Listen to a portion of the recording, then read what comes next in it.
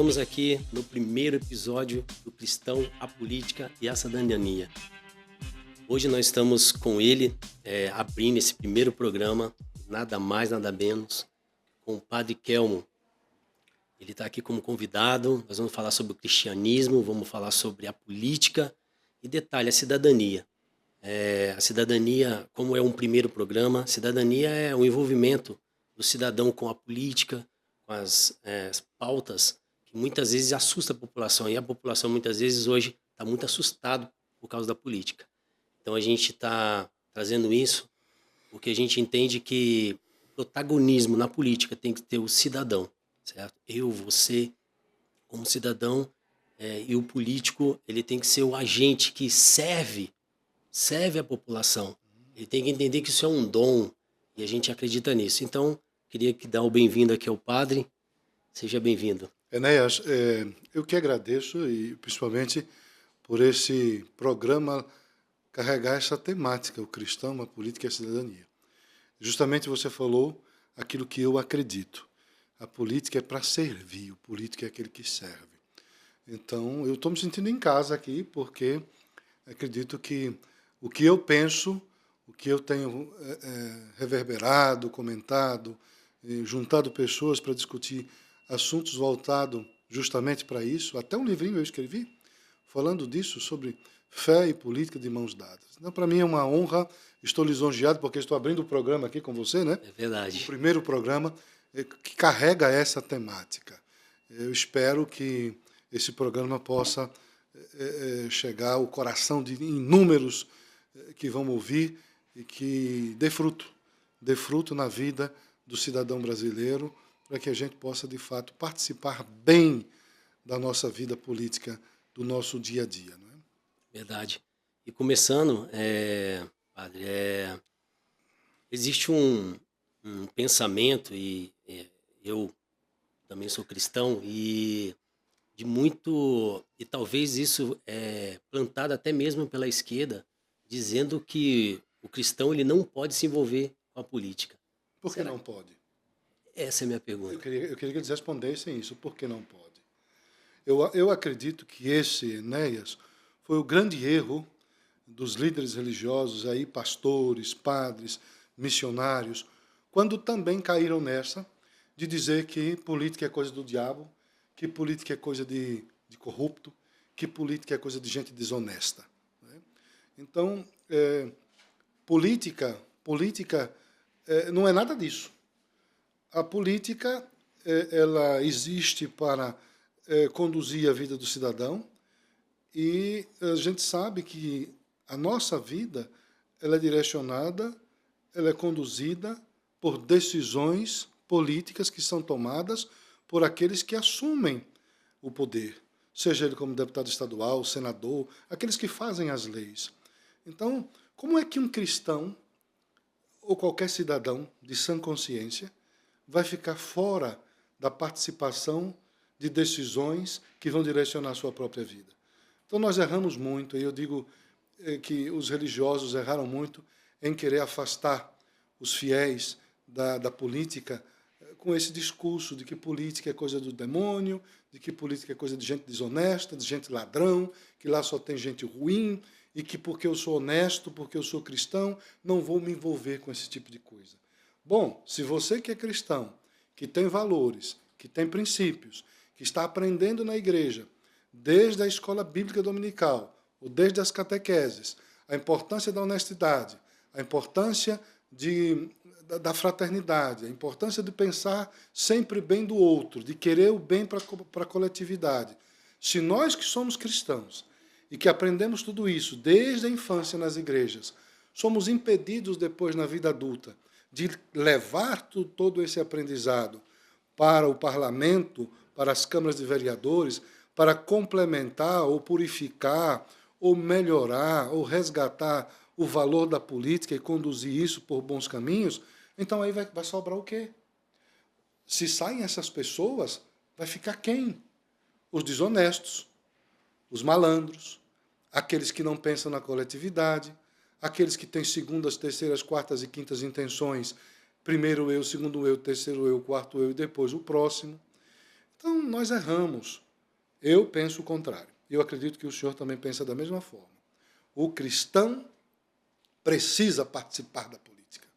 O cristão deve participar da política.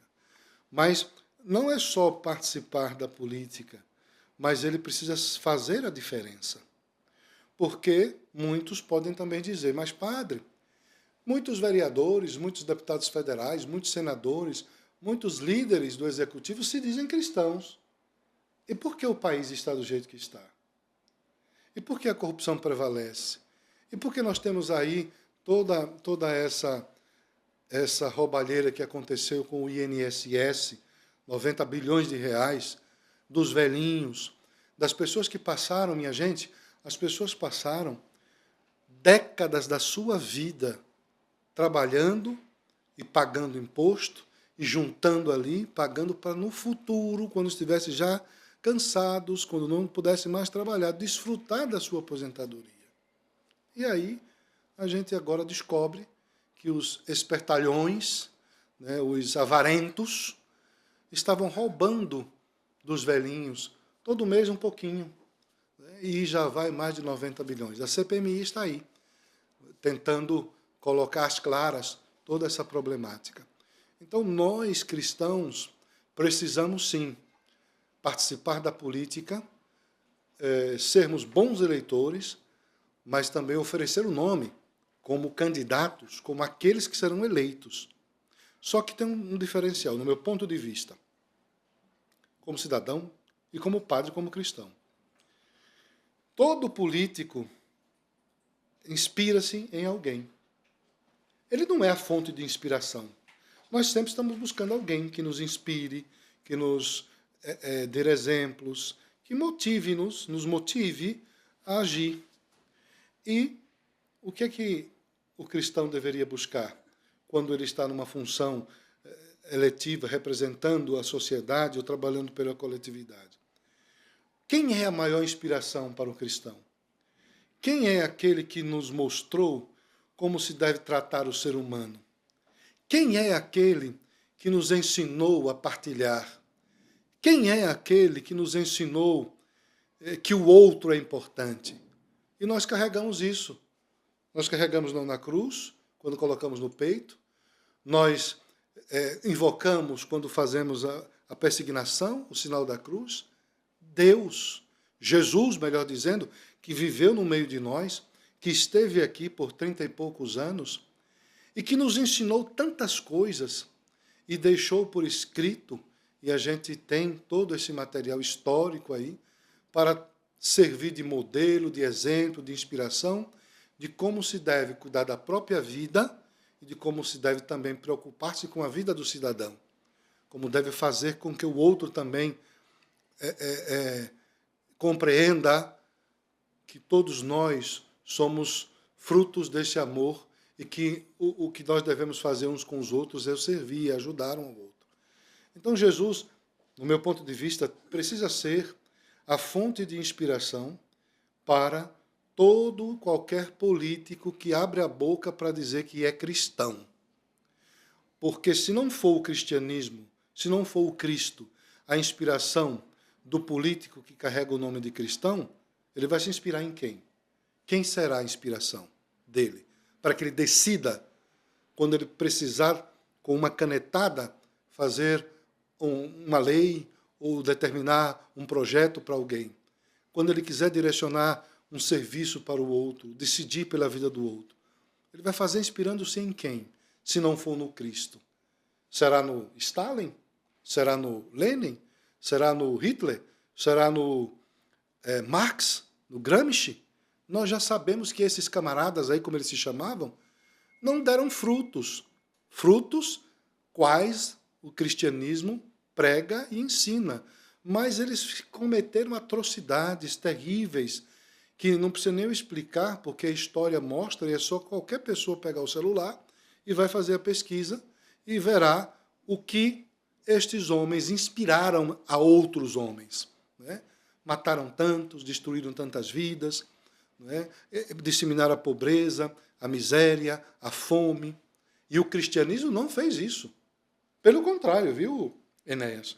Se nós observarmos quais foram os frutos dos primeiros cristãos quando chegaram no Brasil, por exemplo. Nós estamos no Brasil. Quais foram os frutos dos primeiros cristãos quando chegaram no Brasil? A primeira coisa, trouxeram o evangelho. Celebraram uma missa, inauguraram um continente, que o Brasil é um continente, e fizeram o quê? Começaram a sair da costa, ir para o Brasil profundo, o interior, e começaram a evangelização e a catequização. Este estado de São Paulo, onde nós vivemos, todo mundo é só visitar o centro histórico de São Paulo e verá o pátio do colégio, uma capela, uma igreja, uma escolinha, onde os primeiros evangelizadores, os primeiros cristãos que aqui chegaram, Padre Manuel da Nóbrega, Padre José Anchieta e tantos outros, fizeram um trabalho ali de catequese, um trabalho de aprendizado com os indígenas e de melhoramento da vida do próprio indígena e oferecendo ao indígena aquilo que eles não tinham, a graça que eles não conheciam, trouxeram a novidade, o novo, o evangelho. Passaram-se séculos ou anos e quais foram as ações desses cristãos no Brasil? A construção de universidades, a construção de escolas, a construção de orfanatos para abrigar as crianças desabrigadas. Agora, no nosso tempo, século XX e XXI, casas de recuperação feitas por católicos, por evangélicos, padres e pastores, sempre preocupados com o bem-estar e com o cuidado do outro. Então, o cristianismo contribuiu e contribui com a sociedade universal. Né? Quem inventou os hospitais? Os cristãos. Quem inventou as universidades? Os cristãos. Como é que a gente vai fechar os olhos para isso? Entende? Sim. É muito bom estar falando isso, assim, para tirar um pouco dessa questão de realmente as pessoas colocaram dentro da religião muitas vezes a política como um demônio ou um cara que não poderia se envolver porque ele estaria pecando. Esse era um estigmatismo que tinha dentro da mente. Então a gente tem que desbloquear isso, até porque na palavra de Deus mesmo a gente pode ver que a maior honra que Deus dava para o outro era o quê? Era o cargo de liderança. Você pega Moisés... Davi, detalhe, Davi. Vamos lá. O antecessor de Davi, ele foi retirado por quê? Porque estava fora da vontade de Deus. Então, política... Não se inspirou mais em Deus. Exatamente. Buscou outras inspirações. Aí Deus veio, trouxe Davi, ungiu ele rei antes de ser rei. Então é o quê? Política para mim é propósito. Chamado, propósito. Davi foi chamado. Exatamente. Davi foi convidado. Então o político precisa entender isso, Enéas, que a política não é uma brincadeira. Sim. Eu não tenho que me tornar um político de mandato pensando que vou ali para brincar de fazer política ou brincar com a vida dos outros. Não. É um chamado à responsabilidade pelo cuidado da coletividade. Olha o tamanho da responsabilidade que tem um político. Ele vai cuidar dos outros. Ele é convidado, chamado, convocado para cuidar do bem-estar social das pessoas. E como é que é inconcebível a gente perceber que fica muito, parece que na brincadeira, e as coisas não andam, na mentira, na manipulação, e as coisas não andam. Aí o Brasil vai para frente 4 anos, aí entra um outro, regride 20 anos, destruindo todos os benefícios que foram construídos por aquele grupo que estava naqueles 4 anos administrando. Está brincando com o povo? Está brincando com a coisa pública? Está destratando a coisa pública? Está destruindo a beleza da política? É o que a gente percebe aí. Por conta de orgulho, de vaidade, por conta de ganância, de avareza, sabe? De arrogância, de prepotência. Aí faz todo um povo sofrer. Aí faz todo um atraso econômico acontecer. Todo um atraso tecnológico, educativo acontecer. Então, eu penso que falta muito mais empatia com o eleitor, ver que o eleitor outorgou a você a responsabilidade de cuidar dele. Porque o eleitor está dando a você a responsabilidade de cuidar dele, de representá-lo. Então, o político de mandato que está assumindo uma função precisa ter essa consciência que eu estou aqui representando um povo que me escolheu e que quer de mim uma resposta para o desenvolvimento do meu estado, da minha cidade, da minha família, do povo, através de educação de qualidade, através de segurança pública, através de saúde. Então, esses são os benefícios e essas são as responsabilidades do político. Cuidar do povo, cuidar bem da coisa pública. E, infelizmente, nós estamos percebendo que muitos procuram outro caminho, outro viés. E aí muitos cristãos falam aquilo que você acabou de dizer e que eu também já ouvi muito. Não, política é coisa de gente malandra, de gente corrupta, de gente ladrão, de gente bandida. Está errado. É um grupinho pequeno que fez que a política transparecesse isso. Mas a sua essência não é essa. É serviço. É cuidar de pessoas. É trazer o bem-estar e o equilíbrio para a vida das pessoas. Exatamente. Então, é nesse contexto de Davi, né? Então, Saul foi destituído, vem Davi ungido por Deus e depois ainda foi chamado segundo o coração de Deus, porque ele tinha dentro dele essa vocação de querer ajudar. Vocação de servir, né? Exatamente. Então, assim, hoje, padre, a gente percebe que parece que existe alguma coisa diferente no Congresso ou no meio público. Quando alguém se candidata, ele parece que ele vira um deus, ele parece que ele sobe para outra etapa, que a população em si não tem mais acesso a ele, não tem mais essa coisa de servir. Você acha que é o quê? Perdeu o propósito ou já está tudo alinhado ali no sistema? Você tocou num assunto que eu, às vezes, ontem, hoje, eu estava me questionando e dizia, meu Deus, como é difícil a gente se aproximar de um determinado político. Parece que constrói uma redoma e você não tem acesso, não sabe o número do telefone, nunca tem acesso ao número do telefone, aí tem 500, 600 assessores e você não consegue mais se aproximar. Bom, eu nunca tive mandato. Não sei o porquê agem desta forma. Se um dia eu tiver mandato, eu vou procurar entender o que é que, de fato, motiva a fazer isso. Não é possível, deve existir alguma motivação. Não pode ser apenas vaidade. Eu não acredito que seja apenas vaidade, porque se for apenas vaidade, nós estamos com um problema. Então, eu espero que exista uma outra motivação mais esclarecedora e mais plausível para se chegar a este ponto de alguns terem uma blindagem que quase ninguém pode se aproximar. Não é? Porque o político, como você disse, eu também já disse, e nós acreditamos da mesma forma. O político é o homem do serviço.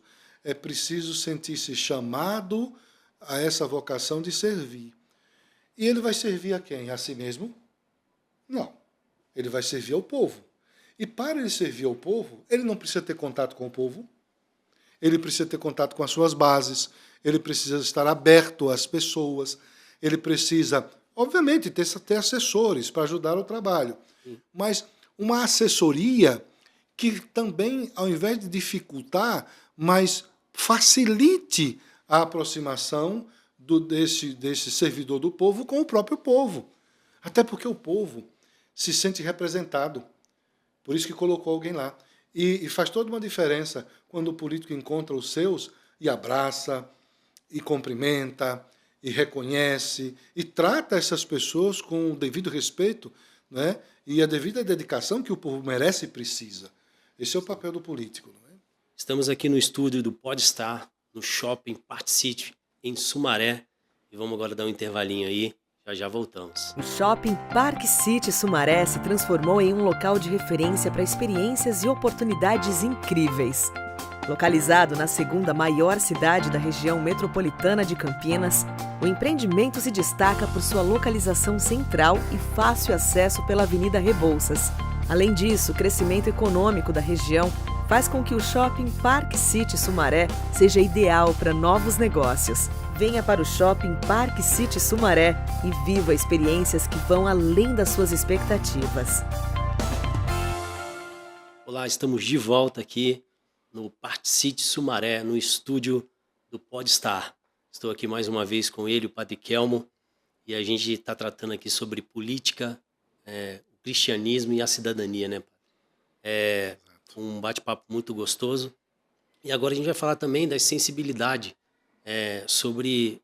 A gente acabou de falar sobre política e a sensibilidade, o propósito, o chamado e aquele coração voltado, né? Mais humanizado. E cadê a humanidade para os presos políticos e lá no Congresso para aprovar uma anistia lá? Enéas, às vezes eu falo com você assim, eu me lembro do professor Enéas Carneiro, viu? Isso aí, meu nome é Enéas. Pois é, meu nome é Enéas. Mas olha, esse assunto da anistia é muito delicado, porque nos cheira a hipocrisia. Cheira a hipocrisia esse assunto que é discutido tanto hoje, que é a anistia do povo brasileiro. Primeiro, anistiar é perdoar, né? É tirar a culpa de alguém. As pessoas que foram presas, as 2.000 pessoas, eu não sei exatamente o número, mas acho que mais de 1.500 pessoas, né? Elas não cometeram crime. Quebraram o patrimônio público, houve depredação do patrimônio público, destruíram cadeiras, todo mundo viu, não vou repetir.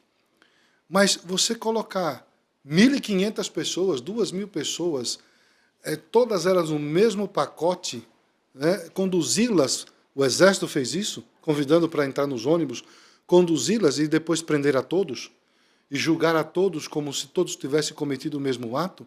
Não, e não existiam as câmeras que filmaram as imagens daqueles que depredaram, daqueles que destruíram o patrimônio público. Pontualmente, individualmente, era possível e é possível prender essas pessoas que cometeram a depredação do patrimônio público. Sim. Né? Mas não, generalizou-se, e aí pipoqueiro, carroceiro, sorveteiro, mulher com terço, velhinha, adolescente, estudante, que às vezes não sabia nem porque estava ali na praça, foi levado por alguém. Era uma manifestação como todo brasileiro está acostumado a fazer, mas que no meio daquela manifestação, algumas pessoas aí, não se sabe o porquê, quebraram. Então, penalizassem esse grupo menor, cobrasse desse grupo menor. Mas aí uma moça escreve com um batom uma frase e é penalizada por mais de uma década. E os narcotraficantes são libertos, os bens são devolvidos. A gente vê que está uma coisa maluca no Brasil. Mas tudo bem. Agora a gente está falando de anistia para essas pessoas. E sabe o que é que eu acho que é uma grande hipocrisia? É que, domingo passado, nós vimos Caetano Veloso, e aqui eu faço questão de citar os nomes, Caetano Veloso, Gilberto Gil, e outros atores e atrizes da Rede Globo, como Marco Nanini, que já é um senhor de idade, e tantos outros, não me recordo o nome, mas nas redes sociais está cheio para todo mundo ver, estavam incitando o povo, chamando as massas, manipulando as massas, incitando essas pessoas a gritarem não à anistia. E eles mesmos estavam fazendo isso, showzinho, sabe-se lá quem patrocinou aqueles shows, não é? Porque ali não foi de graça, não foi barato, eles não estavam ali, esses atores e esses cantores, duvido que estavam ali sem receber R$1. Mas quem financiou tudo isso? Com qual propósito? E aí estão lá defendendo o não anistia. Esses cantores e artistas. E aí vem a hipocrisia. Olha a hipocrisia. O próprio Caetano Veloso, o próprio Gilberto Gil foram anistiados, porque eles escreviam musiquinhas na época, incitando isso, aquilo, outro, né? E foram para fora do Brasil. Dilma Rousseff, que foi presidente da República, José Genuíno, que foi deputado federal, o próprio presidente Lula, José Disseu, que foi ou é, não sei, cérebro do Partido dos Trabalhadores, E tantos outros políticos de esquerda foram todos anistiados, tiveram os seus crimes perdoados e voltaram para o Brasil. E este mesmo Caetano Veloso e outros fizeram shows e pedindo anistia e tal, e tal, e tal. E o problema é, eles foram anistiados, foram perdoados, mas eles cometeram, sim, crimes. E não é o padre Kelmo que está dizendo não, viu, Enéas? É a história. É a história que mostra, que diz, e eles sabem disso. Nós não estamos inventando, não é, senhora presidente Dilma Rousseff? Nós não estamos inventando. A história mostra isso, tem os registros disso aí. É que o povo brasileiro esquece um pouco das coisas. Vocês participavam da Valparaíso, aquela guerrilha armada, recebiam treinamento com o pessoal de Cuba. Então, tudo isso é história que vocês construíram. Vocês sequestraram o embaixador americano e tantos outros políticos. Vocês usaram de moeda de troca para devolver o que vocês sequestraram, devolvendo os presos de vocês, da esquerda. Então, aí vocês pedem anistia, imploram anistia, receberam o perdão, receberam a anistia. E pasmem, depois que vocês estiveram no poder, esse pessoal todo, Lula e Dilma, trabalharam para que vocês pudessem ser beneficiados, recebendo recursos do governo, né, em reparação àquele período que vocês estiveram fora do Brasil exilado. E recebem até hoje. Não sei se se chama de aposentadoria, de abono, alguma coisa tem um nome, mas vocês recebem mensalmente. Quer dizer, é uma grande hipocrisia o que vocês estão fazendo. Então, Caetano Veloso, Gilberto Gil, aquele outro lá, o Chico Buarque, são hipócritas. São hipócritas, porque defendiam a anistia para aqueles que cometeram crime. Hoje são contra a anistia para brasileiros que não cometeram crime como vocês fizeram. Estavam numa praça com texto na mão, com Bíblia, porque, usando verde e amarelo, um grupo vai e quebra as coisas e todo mundo paga o pato? Então, eu vejo isso como uma ação política assim, orquestrada de perseguição àqueles que são contra o regime que está aí no Brasil hoje, que é esse regime socialista que nós estamos vivendo. Nós estamos num regime socialista aí, porque a ideologia do PT é uma ideologia de esquerda, é uma ideologia que afaga Cuba, né? Que afaga Maduro, a Venezuela, que afaga a Nicarágua, lá o Daniel Ortega, que afaga a Coreia do Norte, lá do Kim Jong-un, não sei o nome daquele gordinho. Então, vocês dialogam, vocês são amigos.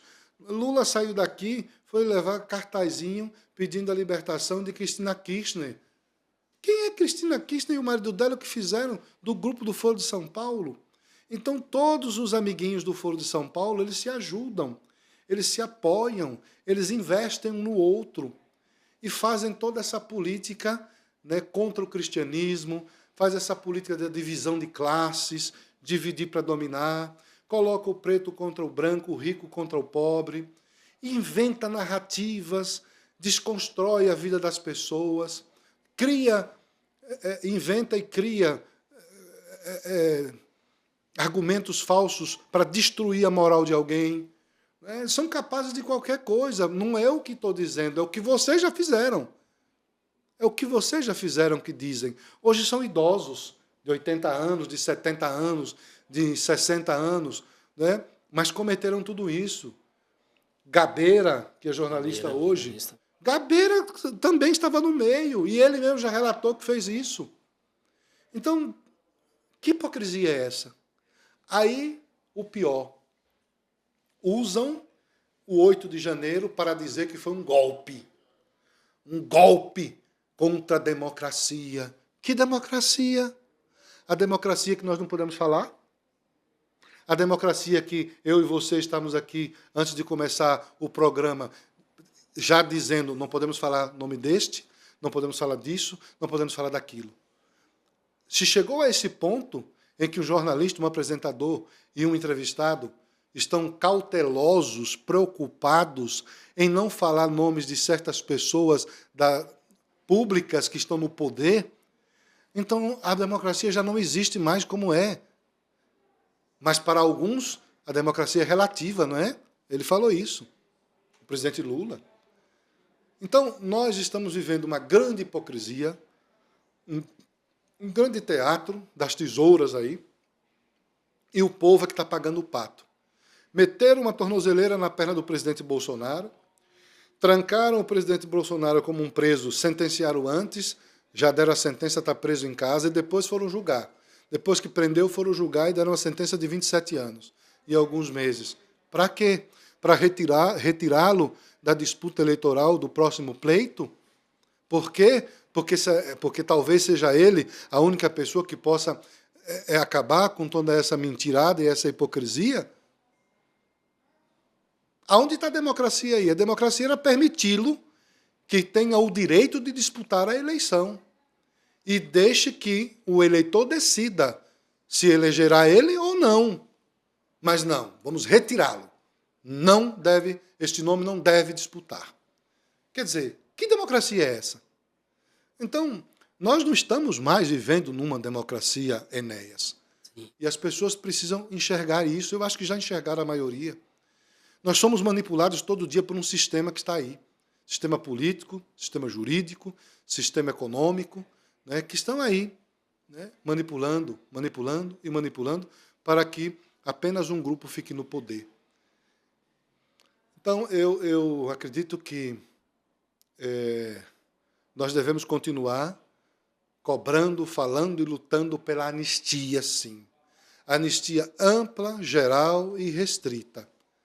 Anistia para todos os brasileiros que foram presos, que estão em prisão domiciliar, por aqueles que... E outra, tem aqueles que já até morreram, né? Como Clesão, que morreu, fruto da falta de amor e de empatia de quem controla o poder judiciário. Então, é anistia que nós precisamos para equilibrar isso. Mas aí vem o presidente da Casa, o presidente do Congresso, uma hora é a favor, a outra hora é contra. Aí vem o presidente do Senado, uma hora é a favor, outra hora é contra, e fica brincando com a situação do povo brasileiro. Mas lembrem-se, vocês precisarão do próprio povo brasileiro para as próximas eleições, para serem votados. Então, a eleição está próxima. Vocês foram eleitos para cuidar do bem-estar da vida do povo e não brincar com as pessoas. É isso. Sim, inclusive, a hipocrisia ainda é maior, porque eles também entraram lá, colocaram fogo no Ministério da Agricultura, na época da Dilma, fizeram vandalismo, tiveram policiais feridos ali, ou seja, ninguém foi preso. O MST fez quebra-quebra. Exatamente, e tem reportagem deles admitindo, eu sou o deputado, tal, nós trouxemos aqui o MST, está aqui a rede sindical, e o que aconteceu com esses? Nada. Então a gente diria que é uma hipocrisia hiper... Eles podem tudo, eles acham que podem tudo porque têm o poder na mão, e aí brincam com o cidadão, brincam com a nação, não faz o Brasil andar, a economia não está travada, é só tragédia, por conta de um desejo egoísta, mesquinho, de perpetuar-se no poder. Pelo poder se faz qualquer coisa para estes que pensam assim, e na riqueza, no acúmulo de bens materiais, no acúmulo de recursos que não lhes pertencem, recursos do trabalhador, recursos da nação, recursos do suor de cada cidadão. É o senhor e a senhora que levanta cedo todo dia e que pega o metrô, que pega o ônibus, que pega o trem, que vai a pé até o seu trabalho, que se esforça, né, que no final depois tem que pagar imposto. E tudo isso é tirado de você e não lhe é devolvido como deveria. Então, nós, o povo brasileiro que trabalha, que paga imposto, é que estamos sendo todos os dias roubado, enganado por esses que se dizem representantes do povo e não o são. Por isso a importância de exercer bem a sua cidadania, de saber quais são os seus deveres, quais são os seus direitos como cidadão, e realmente participar da vida ativa da política. Oferecer o próprio nome, né? Não vender voto, não se vender na época da eleição por um saco de cimento, por qualquer outra coisa, por uma cesta básica, porque você está alimentando o monstro que vai depois devorar todo o patrimônio público. Então, tanto o povo que é eleito, que é eleitor, o eleitor principalmente, deve ter essa responsabilidade de que o voto é a sua arma contra a corrupção, contra os mentirosos, contra aqueles que usurpam o poder. Então, por isso é importante exercer bem o seu direito como cidadão e, principalmente, a oportunidade que se tem de votar, de escolher bem. E nomes? Aí você me pergunta, padre, nomes bons. Existem bons políticos, nós não podemos generalizar. Existem pessoas que estão preocupadas com o bem-estar do país e de cada cidadão. Nós precisamos encontrar esses nomes e apoiá-los. E se falta, vamos então oferecer, vamos gestar novos jovens, novos cidadãos que pensem de uma forma diferente, que queiram fazer a política como ela tem que ser feita, que pensem no bem-estar da coletividade, que queiram um Brasil grande e próspero para todos nós, que se alegre com o chamado à política para servir e que assuma isso com responsabilidade. Inclusive, o padre está aí com um projeto, né, que é o Foro do Brasil, muito bacana, e até mesmo lá no debate com o Nove Dedos lá, falou sobre o Foro de São Paulo, que ele falou que ele não era o líder, não foi ele que construiu isso, junto com as outras nações de esquerda, mas agora, na última entrevista aí, ele acaba admitindo. E acaba de admitir que também é comunista. Né? Tanto ele como um outro aí que está no Ministério da Justiça. E peraí, parece que não poderia falar isso na eleição? Não poderia se fosse da direita.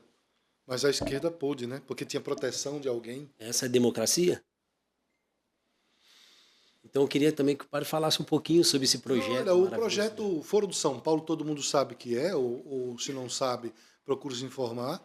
Tem as redes sociais, você tem o celular na mão, que é uma biblioteca, né, que você pode ali ter todo o conhecimento que você precisa, é só saber utilizar. E a gente sabe desse projeto do Foro de São Paulo.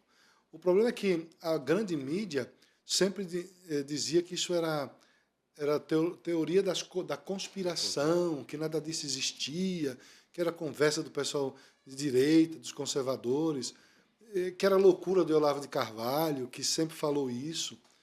Mas a própria esquerda assume isso, né, agora nesse pleito para cá, de 2022 para cá, quando afirma. Quando eles agora, depois da eleição que tomaram o poder novamente, afirmaram que são comunistas, né? E afirmaram a existência do Foro de São Paulo, que eu lembro muito bem que, a convite do presidente Luiz Inácio Lula da Silva, eles trouxeram a reunião do Foro de São Paulo para Brasília, no dia 28 e 29 de junho de 2023. Lá em Brasília aconteceu a reunião do Foro de São Paulo. E o Foro de São Paulo, que é esse conglomerado aí dos amiguinhos de esquerda, né, para fortalecimento dos ideais, eu ia falar soviéticos, dos ideais socialistas. Está no meio. Está no meio, né, dos ideais socialistas. Então, nós criamos, naquele mesmo dia 29 de junho, o Foro do Brasil, com um propósito justamente esse, de pregar o cristocentrismo, de juntar os cristãos, de mostrar que a política é boa, que a política é importante, que o cidadão brasileiro precisa se envolver na política e que o cidadão brasileiro precisa ser um bom eleitor também, ter consciência da importância do voto, a formar a juventude e os adolescentes para participar, de fato, das disputas eleitorais, entender a importância do papel do jovem na transformação social. Então, tudo isso é o Foro do Brasil. Valorizar o cristianismo, todas as ações que o cristianismo já realizou na sociedade. E é um método, o Foro do Brasil é um método de articulação política para ocupação de espaços de poder. Porque a esquerda tem o Foro de São Paulo, que ocupa os espaços de poder aí, para destruir, para contaminar e perseguir. Nós, no Foro do Brasil, queremos realizar o contrário de tudo isso. É garantir as soberanias, é lutar pelos valores, pelos princípios, é valorizar cada vez mais e fortalecer cada vez mais o cristianismo, é juntar o povo brasileiro, parar com uma política de divisão de classe, divisão social, porque o Brasil é uno. O esforço Dom Pedro I, Dom Pedro II, José Bonifácio, Leopoldina, para manter o país unido, né, e se tornar esse continente que é o Brasil. E nós somos gratos ao esforço desses brasileiros que fizeram o Brasil grande, um continente. E é esse Brasil unido e grande que nós queremos preservar. Não dividir, não destruir, mas valorizar o esforço de cada brasileiro antes de nós, que fez desse Brasil o que é um continente. Agora, as políticas públicas é que precisam ser melhoradas, a qualidade dos políticos é que precisa ser melhorada, para que se possa atender os brasileiros do Norte, os brasileiros do Sul, os brasileiros do Centro-Oeste, os brasileiros de todas as regiões. Mas o Brasil é uno e tem que continuar sendo uno. É uma federação, né, e nós somos todos brasileiros. Não existe brasileiro do Norte, brasileiro do Sul, brasileiro do Centro-Oeste. Não, nós somos brasileiros, né, fruto do esforço e da luta de tantos políticos do Império para manter esse país unido. Nós temos que continuar desta forma. Nós temos que pregar a união e não a divisão.